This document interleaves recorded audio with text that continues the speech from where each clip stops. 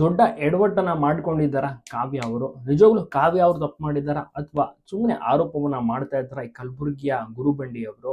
ಅಂದ್ರೆ ಕನ್ನಡ ಪರ ಸಂಘಟನೆ ಆಗಿರ್ಬೋದು, ಅದೆಲ್ಲ ಒಂದು ಏನು ಕಾರ್ಯಕ್ರಮವನ್ನ ಇಟ್ಕೊಂಡಿರ್ತಾರೆ ಅವರು, ಪ್ರಶಸ್ತಿ ಪ್ರದಾನ ಕಾರ್ಯಕ್ರಮ ಕಲಬುರಗಿಯಲ್ಲಿ ಕಾವ್ಯ ಅವರನ್ನ ಇನ್ವೈಟ್ ಮಾಡಿರ್ತಾರೆ. ಕಾವ್ಯ ಅವರು ಸಹ ವಿಡಿಯೋವನ್ನ ಮಾಡುವ ಮೂಲಕ ನಾನು ಕಲಬುರಗಿಗೆ ಬರ್ತಾ ಇದ್ದೀನಿ ಅಂತ ವಿಡಿಯೋವನ್ನ ಶೇರ್ ಮಾಡಿರ್ತಾರೆ. ಮತ್ತೆ ತುಂಬಾ ಜನ ಸಹ ಸೇರಿರ್ತಾರೆ ಕಾವ್ಯ ಅವ್ರನ್ನ ನೋಡೋಕೆ.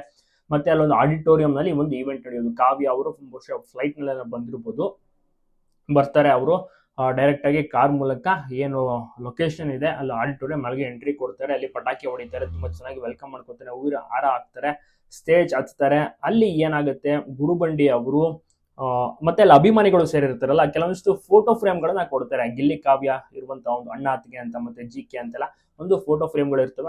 ಒಂದನ್ನ ಸ್ವೀಕರಿಸ್ತಾರೆ, ಇನ್ನೊಂದು ಫೋಟೋನ ಫ್ರೇಮ್ ನ ಅದನ್ನ ಅನ್ರ್ಯಾಪ್ ಮಾಡ್ತಾರೆ. ಅದನ್ನ ಇನ್ನೇನು ಇಟ್ಕೊಂಡು ಪೋಸ್ಟ್ ಕೊಡ್ಬೇಕು. ಅಷ್ಟೊತ್ತಿಗೆ ಈ ಗುರುಬಂಡಿ ಅನ್ನೋರು ಆ ಫೋಟೋ ಫ್ರೇಮ್ ನ ಕಿತ್ಕೋತಾರೆ. ಮತ್ತೆ ಕಾವ್ಯ ಅವ್ರ ಮೈಕ್ ಇಟ್ಕೊಂಡಿರ್ತಾರೆ, ಮಾತನಾಡೋಕ್ಕೂ ಬಿಡಲ್ಲ, ಅದನ್ನು ಕೂಡ ಕಿತ್ಕೋತಾರೆ. ಸೊ ಯಾಕೆ ಹಂಗ್ ಮಾಡಿದ್ರು ಅದೊಂದು ವಿಚಾರ ಎಲ್ರಿಗೂ ಕೂಡ ಕ್ಲಾರಿಟಿ ಸಿಗ್ಬೇಕಾಗಿತ್ತು, ಸಿಕ್ಲಿಲ್ಲ ಅವತ್ತಿನ ದಿವಸ. ಅದಾಗಿ ಈಗ 2 ದಿವಸಕ್ಕೆ ಒಂದು ಹೊಸ ಆರೋಪವನ್ನ ಮಾಡ್ತಾ ಇದ್ದಾರೆ ಕಾವ್ಯ ಅವರ ಮೇಲೆ. ಈ ಗುರುಬಂಡಿ ಅನ್ನುವಂತ ಒಂದು ವ್ಯಕ್ತಿ, ಅಂದ್ರೆ ಏನು ಆಯೋಜನೆಯನ್ನ ಮಾಡಿದ್ರಲ್ಲ ಆ ಕಾರ್ಯಕ್ರಮವನ್ನ, ನಾನು 1 ಲಕ್ಷ ರೂಪಾಯಿ ಕೊಟ್ಟು ಕಾವ್ಯ ಅವರನ್ನ ಈ ಒಂದು ಕಾರ್ಯಕ್ರಮಕ್ಕೆ ಕರೆಸಿದ್ದೆ. ಕಲಬುರಗಿ ಈವೆಂಟ್ ಏನಾಗಿದೆ, ಕಾವ್ಯ ಅವರು ಬಂದಿದ್ದು ಲೇಟ್, ಮತ್ತೆ ಬಂದು ಸ್ಟೇಜ್ ಮೇಲೆ ಕೇವಲ 5 ನಿಮಿಷ ಇದ್ರು. ಪ್ರಶಸ್ತಿಯನ್ನ ಕೊಡುವ ಒಂದು ಕಾರ್ಯಕ್ರಮ ಇದಾಗಿತ್ತು, ಹಲವಾರು ಗಣ್ಯರಿದ್ರು. ಸೊ ಅವ್ರಿಗೂ ಕೂಡ ಅವಮಾನ ಆಗಿದೆ, ಅವರಿಗೂ ಎಲ್ರಿಗೂ ಕೂಡ ಒಂದು ರೀತಿಯಲ್ಲಿ ಅಪಮಾನ ಮಾಡಿದ್ದಾರೆ ಕಾವ್ಯ ಅವರು. ಕಾವ್ಯ ಅವರಿಗೆ ಸನ್ಮಾನವನ್ನು ಸಹ ಮಾಡಲಾಯಿತು. ಅದನ್ನ ಮುಗಿಸ್ಕೊಂಡು ಇಮಿಡಿಯೇಟ್ ನನಗೆ ಟೈಮ್ ಆಗುತ್ತೆ, ಫ್ಲೈಟ್ಗೆ ಟೈಮ್ ಆಗುತ್ತೆ ಅಂತ ಕಾವ್ಯ ಅವರು ಹೊರಟು ಬಿಡ್ತಾರೆ.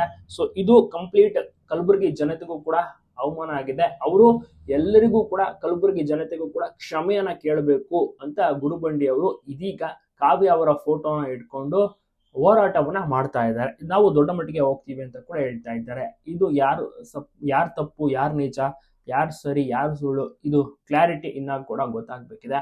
ಕಾವ್ಯ ಅವರು ಅಂದ್ರೆ ಲೇಟ್ ಆಗಿ ಬಂದ್ರ, ಕಾವ್ಯ ಅವರು ಲೇಟ್ ಆಗಿ ಬಂದಿದ್ದಾರೆ ಅಂತ ಈ ಗುರುಬಂಡಿ ಅವರು ಆರೋಪವನ್ನ ಮಾಡ್ತಾ ಇದ್ದಾರೆ. ಜೊತೆಗೆ ಕಾರ್ಯಕ್ರಮ ಏನಾದ್ರು ಲೇಟ್ ಆಗಿ ಶುರುವಾಯ್ತಾ ಅದು ಕೂಡ ಗೊತ್ತಿಲ್ಲ.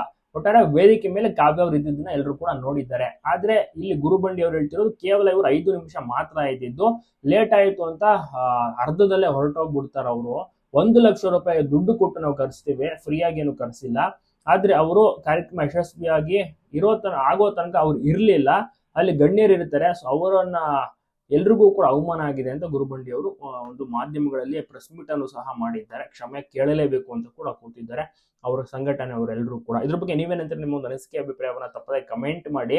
ಕಾವ್ಯ ಅವರು ಇನ್ನ ಸಹ ಇದ್ರ ಬಗ್ಗೆ ಎಲ್ಲೂ ಕೂಡ ಕ್ಲಾರಿಟಿಯನ್ನ ಇನ್ನ ಕೊಟ್ಟಿಲ್ಲ, ನೋಡೋಣ ಯಾವಾಗ ಕೊಡ್ತಾರೆ.